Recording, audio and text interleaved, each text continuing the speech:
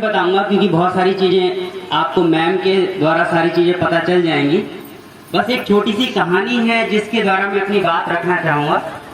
अभी कुछ दिन पहले की बात है, मैं एक होटल में था और उस होटल की जो दीवारें थी वो कांच की थी और वहां से मैं बाहर का नजारा देख रहा था। वो बहुत ही सुंदर था, बहुत अच्छी हवा चल रही थी, बाहर फूलों का बगीचा था और पार्क था और बहुत अच्छा लग रहा था वहां से मुझे देखने में ऊपर से होटल के अंदर।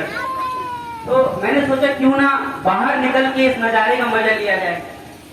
तो जब मैं थोड़ा सा वहां से हटा तो मैंने देखा कि जो कांच की दीवार थी उसमें एक मधुमक्खी बैठी हुई। मधुमक्खी जानते हैं ना आप लोग? वो मधुमक्खी बार बार उस कांच की दीवार से टकरा रही थी। शायद वो भी मेरे तरह बाहर का नजारा देखकर बाहर निकलना चाह रही होगी, क्योंकि बाहर बहुत अच्छे फूल थे, अच्छी ठंडी ठंडी हवा चल रही थी। तो मैंने कोशिश की कि मैं उस मधुमक्खी को बार बार बाहर निकालूं। मैंने एक छोटा सा टॉवल लिया, उससे उसे बाहर निकालने की कोशिश की, लेकिन वो बाहर नहीं निकली।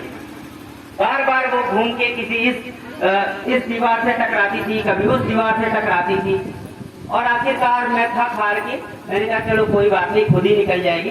तो मैंने होटल का जो दरवाजा था वो खुला छोड़ दिया और मैं बाहर चला गया।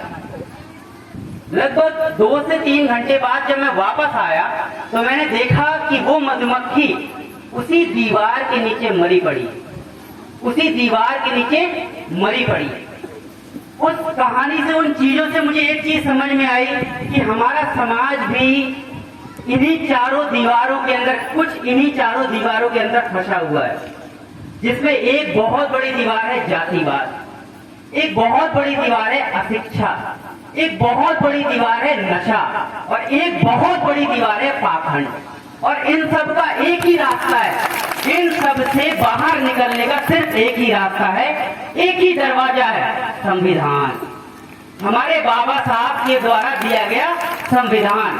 और जो उस दीवार की छत है वो और ज्यादा मजबूत है।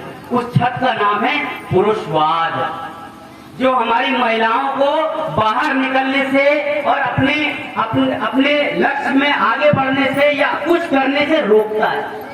हमारे समाज का भी यही हाल हो रखा है। हमारा समाज भी इसी तरह इन्हीं चीजों में फंसा हुआ है। कभी वो जातिवाद चीजों से दीवार से टकराता है, कभी वो पाखंडवाद तरीके से दूसरी दीवार से टकराता है, कभी वो अशिक्षा के कारण दूसरी दीवार से टकराता है, कभी वो पाखंड के कारण दूसरी दीवार से टकराता है, कभी वो नशा के कारण दूसरी दीवार से टकराता है। लेकिन वो दरवाजे से निकलने का प्रयास नहीं करता जो बाबा साहब ने उसके लिए खोल के रखा है, इन 5 चीजों से परे।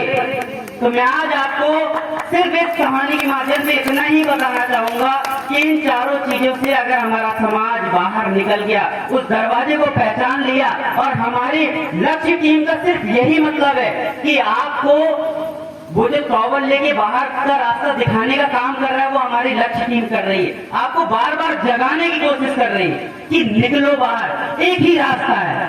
क्या?